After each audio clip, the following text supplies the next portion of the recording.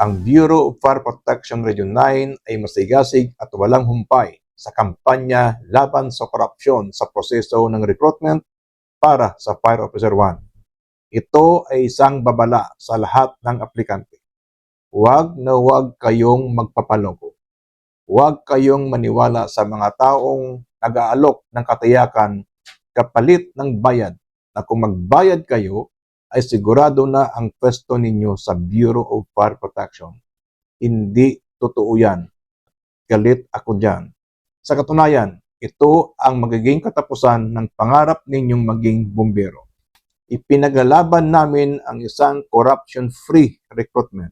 Walang bayad.